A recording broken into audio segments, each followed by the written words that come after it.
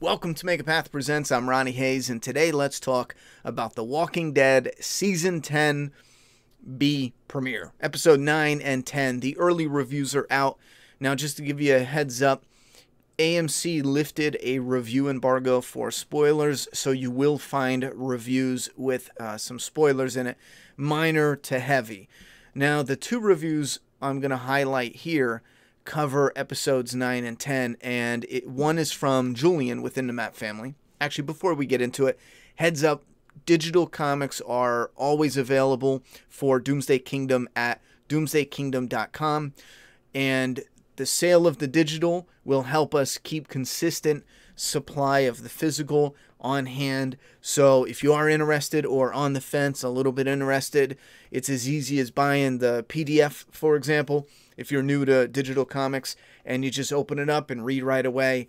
And then if you're interested, you can get 2 after that, 3 after that. We have up to 4 available, and 5 will be coming soon with a physical release date announcement as well. So stay tuned for that. Anyway, Julian is a member of the Matt family, and he posted his non-spoiler preview of The Walking Dead 10:9 and 10:10.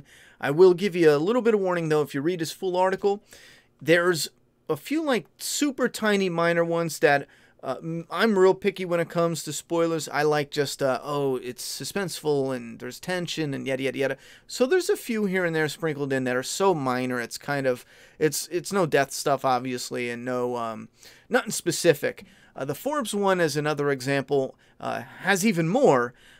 And I really wish that they just left it out, because it says non-spoiler all throughout the warning. No spoilers.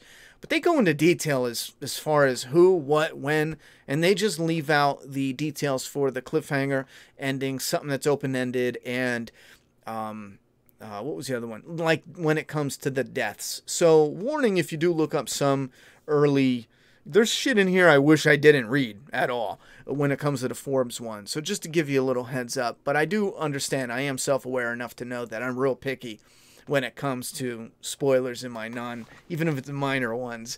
Like, he straight up says what Father Gabriel does, and I was like, man, can't you just say, like, he progresses towards this really aggressive, which I think that's awesome. Let's jump into something positive, because I think that's great, and then we'll jump into episode 9. Because the actor himself has so much range, and I've been saying this for years now. Break away from the comic Father Gabriel. The actor has more range, charisma, and potential to do something with additional material and additional character development than just simply sticking with the Father Gabriel from the comic. And it sounds like they're doing that. We saw that with Dante from the end of the first half of season 10, and it looks like we're going into a further development of a little Gabriel badass, Gangsta Gabe instead of Father Gabriel. Anyhow, with episode 9, let's go over to Julian's, because he has a nice little title picture thing here. Episode 9 is called Squeeze, and Julian's article and Forbes article both say two different things that combined together is really cool. The Forbes article talks about how it's similar to the horror movie The Descent, which is one that I love. A couple broads go down a cave and they get lost in this one that isn't really explored, and there's some like mutated monsters down there, which is bang. And if you haven't seen it, check it out. That alone is like, okay, that's cool. And then Julian's article talked about how claustrophobic it is, which I do appreciate and like. So one of them also pointed out, and this is, again, one of a small spoiler warning, but it's something we knew or we guessed. There's walkers down there, which, duh, we saw that.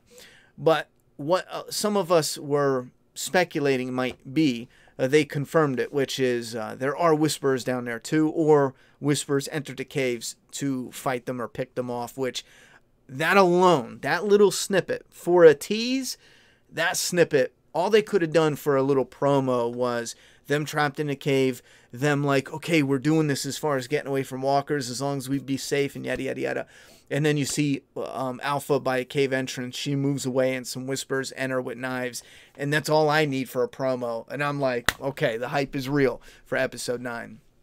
So you can go and read his full articles and any others you search for. Just, again, be careful what you're looking up if you're not interested at all.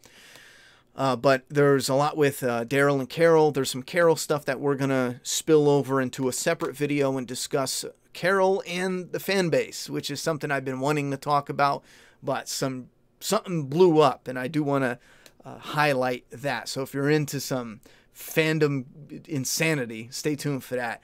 So you got this claustrophobic feel. It bounces between the cave, the walkers, the whispers, Carol and Daryl's situation, and also something going on with a little bit of Beta in this episode, but Alpha and Negan. And again, there's something that gave them a rare sexual content rating, which is FVL, that they rarely get in The Walking Dead, which I'm speculating would have to do with how the Whisperers see sexuality. And the reason I'm saying that, or even not sexuality, I shouldn't have said that. A more specific wording would be how they perceive sexual relations, sexual intercourse, but you know what I'm saying. Sexual relations interactions. I do think they're going to go somewhat that direction, and that's only because we know in the source material they did. They could remix it, and they very well likely will. You know what I mean? Because they didn't hint at all, and it seems like something that would have been brought up previously. But anyway, they got that extra rating, and I think the only thing other than that is, nope. You know what? We're gonna go to the next episode. So we got the cave stuff, and I think episode 9, if I read the reviews right, ends with a little type of open-ended cliffhanger, what kind of happened moment. And there was some negative reactions towards how that ended, and even 9. There was some underwhelming event for the end of, for 9 and 10 between the different reviewers. So we'll just have to wait and see what that ends up being. Now, episode 10, which this got me the most hyped out of both of them.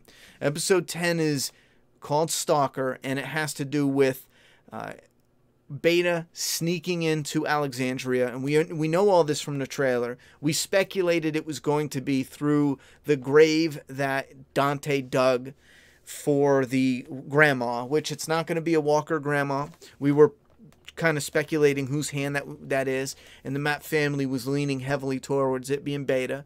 I double checked it, and I posted a video that, yeah, it's probably Beta. Well, and again, a little minor spoiler, that's, it's just confirmation of something we were kind of leaning towards being right. It is Beta's hand. This is probably the one moment I'm going to be watching like a hawk, because I fell in love with The Walking Dead because it was, it respected itself, it took itself serious, and it took this movie with realism and then put in zombies. I know there's some people out there, fans and critics, that say just because you got zombies or because you have zombies in it, you don't really need to take it serious, which is so asinine. Sorry if you feel that way. My personal tastes, I find it asinine, because that's why I fell in love with The Walking Dead, because it did the Jaws rule. If you don't know, Steven Spielberg talked about the Jaws rule being, you have, everything needs to be ultra real, and then you have the one element that's not real, the shark, and how it acts, and you can play around with the shark and its behaviors because it doesn't act like a real great white shark, and people are fine with it as long as it has that stability of realism surrounding it. That's how I see The Walking Dead and the zombies. And yes, they break the realism from time to time, and this is going to be a small thing, but my brain just can't get over the fact that the ground will fall in. If he digs a grave and there's a tunnel underneath big enough to hold Beta, Ryan Hurst's, 6'3" or 6'4" frame, even if there's something that is blocking it, and once he removes the board or plywood from, you have the grave, the body in the grave, and then you have this little tunnel underneath. Even if he moves whatever's keeping the ground from caving in, as he's digging his way up, the ground's just going to fill in. It's gravity. You know what I'm saying? So they have his hand coming up, and I think they are sacrificing the realism to get that visual of the zombie hand coming out of the ground. We'll have to see how they do it, but that's just one thing where I was like, ooh, please be careful with that. Because you'll be distracted by going, well, how the hell isn't all the dirt just falling into the hole he's crawling out of? Unless they do that, but we'll have to see. Anyway, so they say he stalks like Jason Voorhees, or Michael Myers is probably a better example. And there's some brutal killings coming up. There's some fights that are going to pop off. There's something with Alpha and Daryl getting into some beef in this episode. And the articles, if you want to get a little more specific detail, these 2 articles will go into a little bit more finer detail. But this just having the horror slasher vibe within episode 1010, for me, jumps the excitement up tenfold. We got Gabriel being a little more aggressive and breaking that source material mold, but it doesn't go into other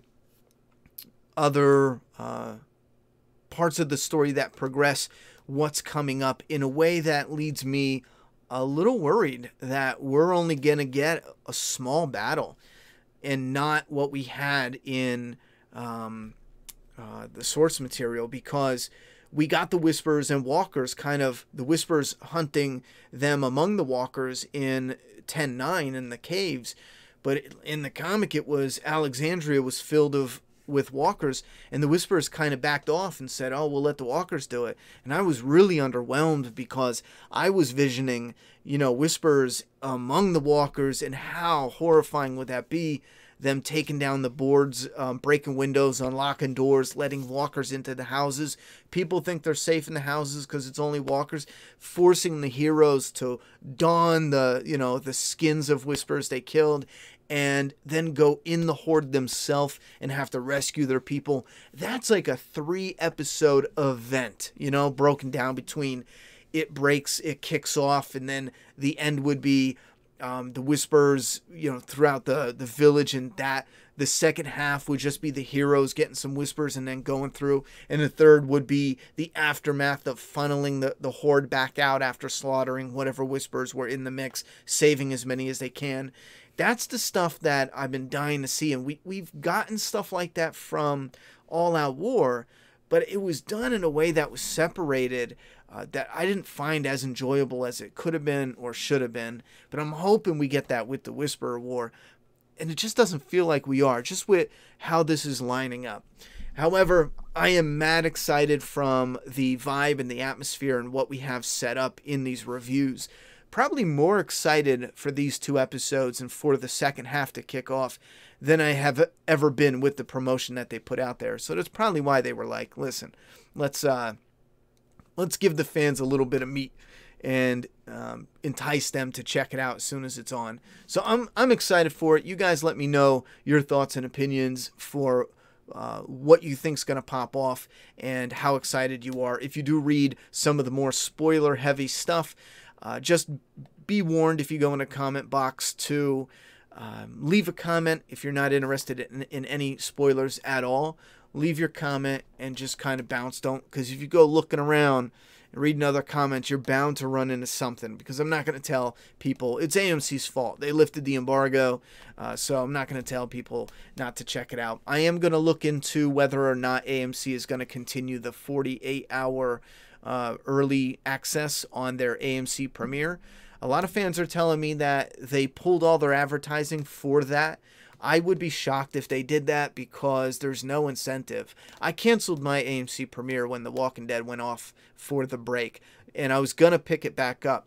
If you can't watch the episode early, there's zero reason for me to watch AMC Premiere. So you guys put your thoughts and opinions about that in the comment box.